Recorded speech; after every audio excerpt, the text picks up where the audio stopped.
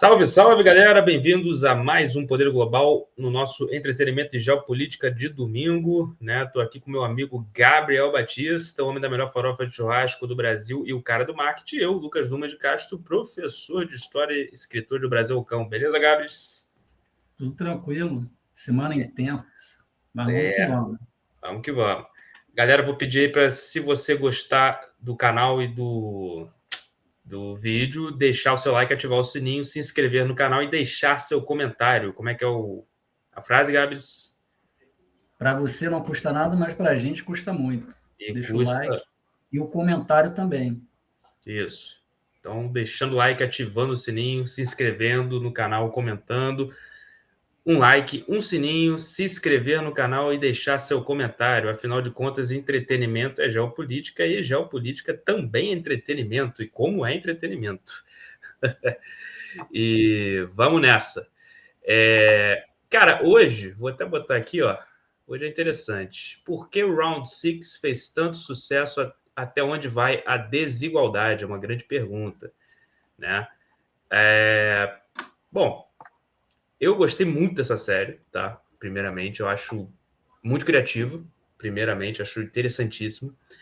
E o Round 6, ele fala muito de uma realidade, que é como que os bilionários, sabe, principalmente os grandes bilionários metacapitalistas mesmo, funcionam na história e no mundo, e principalmente no mundo, como estão sempre acima da lei. É claro que o filme faz alguns exageros, né? Um jogo, né, consiste em pessoas comuns que são pegas na Coreia do Sul e participam do jogo mortal, e sendo a metáfora jogos infantis, né? Mas jogos mortais, enfim, é muito legal assim, a história, é muito divertido, mas ao mesmo tempo bem impactante nesse ponto. Mas no ponto de vista geopolítico, isso é uma realidade. Os bilionários, eles se comportam acima da lei. Banqueiros, né, os grandes banqueiros, os grandes empreendedores, os grandes, eles se comportam como se estivesse acima da lei. A gente vê isso no Ocidente como um todo. O Ocidente, que eu digo, são os países das democracias ocidentais, incluindo o nosso. O nosso é um grande exemplo de como que bilionários e ricos se comportam como se estivessem acima da lei. Além disso, são pessoas que geram desigualdade, sim, quando tem problemas, quando tem situações de desigualdade, você sempre que analisar e pegar uma lupa, você vai ver que tem, infelizmente, né, o envolvimento de alguém que tem muito poder. Eu acredito, cara, eu fico vendo os casos, né? Eu não sei, eu tenho uma tese, eu acho que muita grana mesmo, embora seja muito bom ter muita grana, vamos ser sinceros, mas assim, a esse nível de trilhão e bilhão do Elon Musk e tal, eu acho que isso faz mal para a cabeça da pessoa. Acho que a pessoa tem tanta grana, tanto poder, que eu acho que não consegue pensar em outra coisa a não ser ter mais poder e mais dinheiro, sabe? A gente vê que isso é um padrão comum nesses grandes bilionários, né? Você vê, cara, eu sempre falei que eu fico muito impressionado como é que a turma da JBS, os Joesley da vida, os irmãos Lay, né?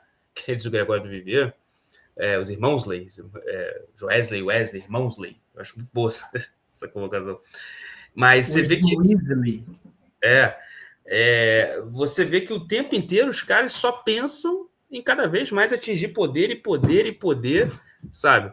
O tempo inteiro só pensam nisso e, cara, ele já tem 80% do comércio de carne do Brasil, já chegou a 30% nos Estados Unidos, e os caras querem mais e mais, querem fazer lobby, financiaram o filme da mulher do Trump, lá, o Joesley, para justamente ter um lobby com o Trump, mais poder e mais coisa. Ou seja, parece que é uma doença mesmo, né, cara? O cara não consegue parar de querer mais e mais, e é aí que nesse mais e mais o cara acaba se afundando. Eu também vejo muito isso. Muitos que ficaram gananciosos a esse ponto acabam se afundando, acabam no final escorregando, porque não tem como. Você quer mais e mais e mais e mais e mais, você acaba fazendo merda, né?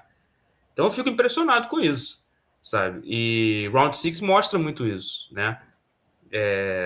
Tem até uma cena interessante do velhinho lá do Round 6, que é o bilionário que organiza os jogos. Na primeira temporada, ele fala o seguinte: a única semelhança que existe entre bilionário e pobre, né, e miserável e mendigo, é o tédio. Fala isso pro cara. Nós somos entediados, sabe? E o mendigo também, ele é um cara sem rumo. E o bilionário acaba sem rumo também. Claro que eu prefiro ser sem rumo como bilionário, né? Mas é interessante essa colocação, né? Porque você vê, a gente. Aí uma coisa mais filosófica, né? Sobre Platão, Aristóteles, que dizia que a felicidade a gente sempre está percorrendo um caminho em busca dela, enfim, a gente tem momentos de felicidade o tempo inteiro. Mas eu acho que quando o cara chega nesse nível de bilionário, eu acredito que o cara pira mesmo, sabe? Querendo mais poder e mais poder e mais poder, e não pensando que, cara, vai curtir o dinheiro, vai curtir tua vida, sabe? Vai ser honesto, mas não, o cara cada vez mais quer mais e mais e mais. Então eu acho muito interessante essa visão.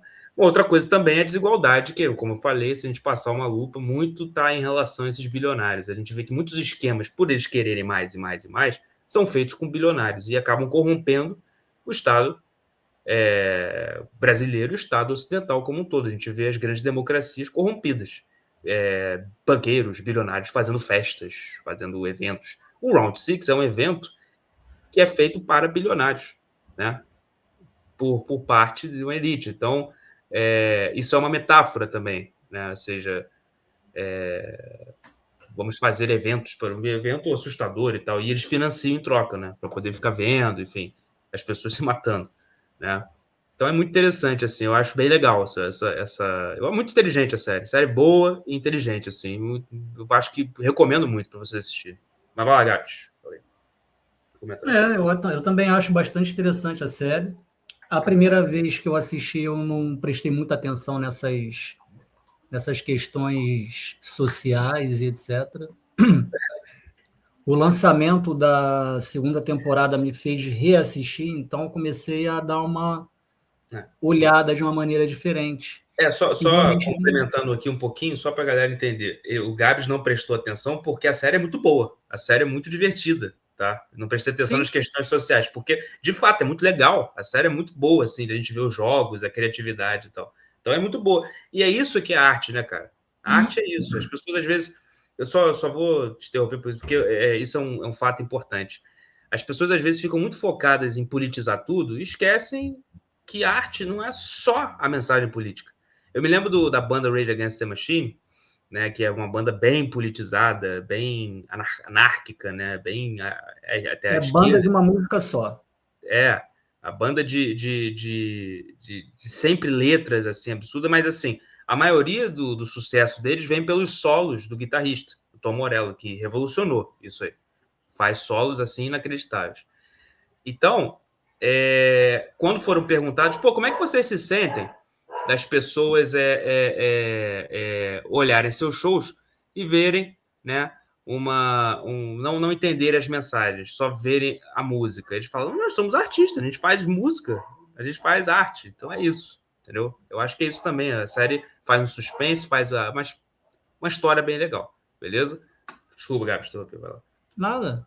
E a questão, né, dos jogos, e não só os jogos, mas a questão social, porque, cara, eu fiquei assistindo e fiquei pensando, assim, para o mundo real, não só para a realidade sul-coreana, mas para, sei lá, para o Brasil também. A questão do endividamento. Quando eles se reúnem lá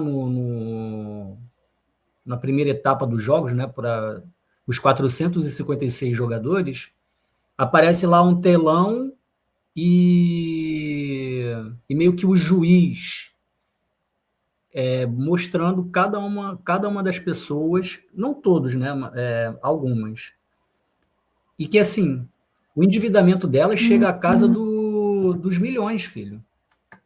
E não é muito diferente da realidade da qual vivemos, não só para o Brasil, mas como para o resto do mundo também. As pessoas fazem empréstimos para poder aniquilar uma dívida, só que aí a dívida que você prestou com o banco acaba sendo uma bola de neve, vai rolando, comendo juros e etc.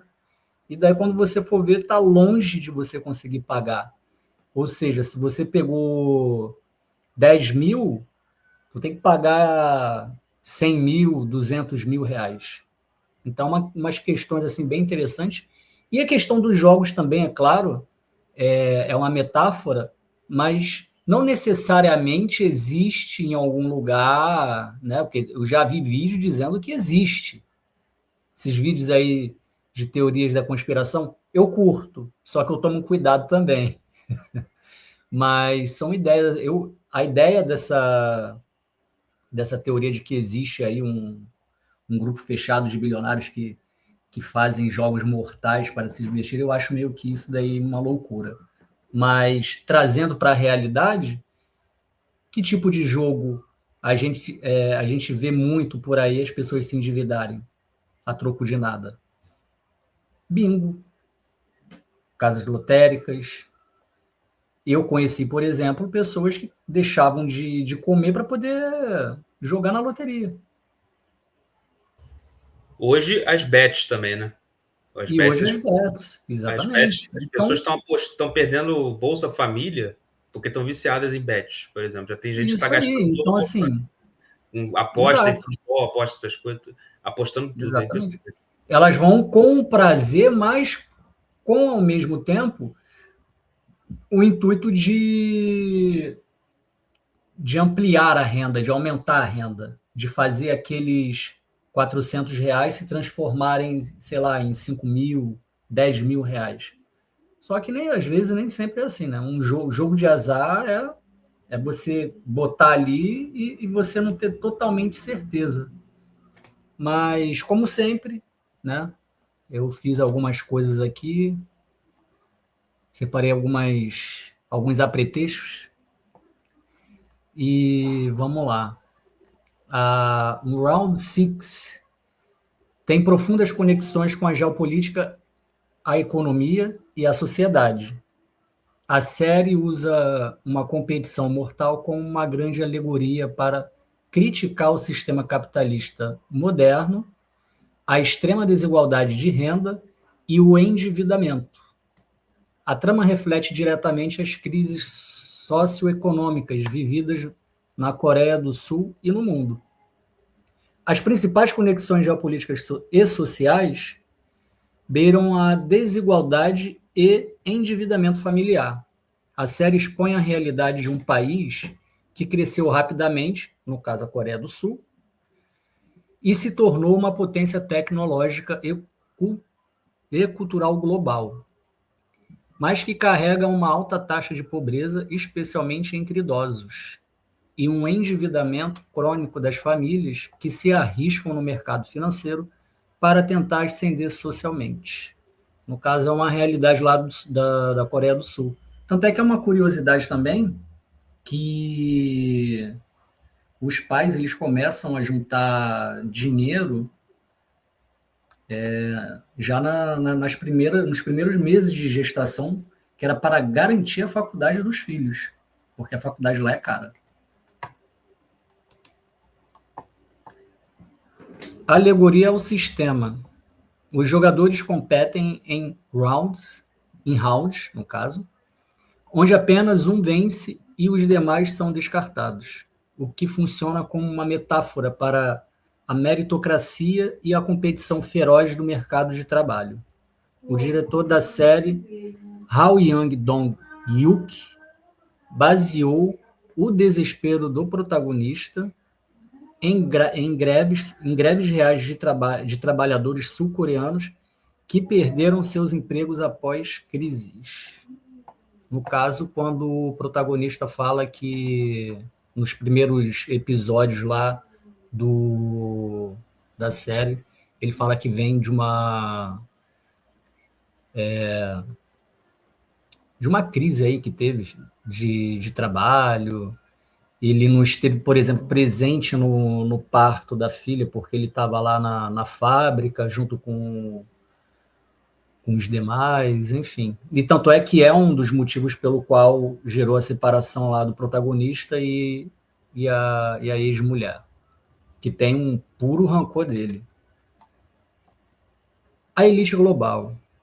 A presença dos VIPs, no caso, os investidores estrangeiros e ricos, que assistem e apostam nas mortes dos competidores por puro entretenimento, simboliza a desumanização das classes trabalhadoras pelas mãos do grande capital internacional.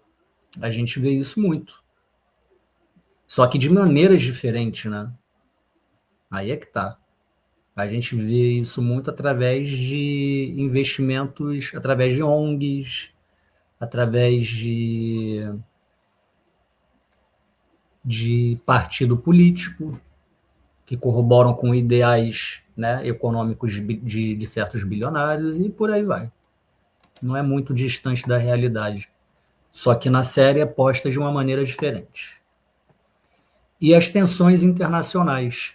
A série também aborda o cenário geopolítico regional ao incluir personagens como uma desertora norte-coreana, retratando o contraste entre as duas Coreias e os desafios enfrentados por quem foge do regime norte-coreano para o sul, o que é muito comum. Só que o que acontece? Quem tenta sair da Coreia do Norte e se for pego, é morto. Então há, de fato, muitos relatos de que pessoas cavam até túneis para ir para o outro lado, que é no caso a Coreia do Sul, que é um país mais livre, né? Diga-se de passagem. Já a Coreia do Norte, mais da metade do país vive às escuras. Só a capital que é iluminada. Bom, aí eu parei aqui por as minhas anotações. Beleza, muito bom, muito bueno. Então, galera, recomendo que você assista a série. A série é muito boa, né? Talvez 3 observações aqui só para encerrar. É uma série de suspense, tá? Então, ainda que tenha toda essa visão que nós estamos trazendo social, é uma série divertida, como eu falei. Suspense muito bom. Os jogos são muito criativos e tudo mais. Esse é o primeiro ponto. Segundo ponto, essa série é uma série que foi um grande sucesso, né? Mas eu estava lendo sobre ela, né? E ela já foi recusada umas 4 vezes. Já tinha essa ideia há 20 anos e recusaram fazer. Então, se você tem uma ideia, insista nela, né? E o terceiro ponto, que é muito interessante também sobre a série, é que ela pega personagens que eu acho do dia a dia. São pessoas comuns na Coreia do Sul. Por isso que as pessoas se identificaram. Porque como você falou, como as pessoas estão endividadas e tal, sei que é comum isso. Em qualquer sociedade ocidental, as pessoas são endividadas mesmo e são pessoas, cara, dono da barraquinha, fulano que é dono de tal lugar, até soldado, gente que se apostou e se deu mal, TikToker, enfim, pessoas comuns. Gente que fraudou, né? No caso, o rival lá do protagonista. Gente como a gente, vamos botar assim. Aí tem bandido, tem honesto, gente do povo. Tem corrupto. Do povo. Então, muito legal, muito, muito bacana. Por isso que eu acho que o sucesso também foi muito grande. Bom, galera, se você curtiu esse vídeo, deixe seu like, ative o sininho, se inscreva no canal, deixe seu comentário. Bom domingo e quinta-feira tem live. Até a próxima. Valeu, Gabs. Valeu.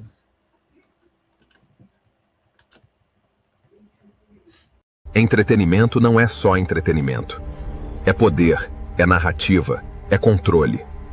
Poder global.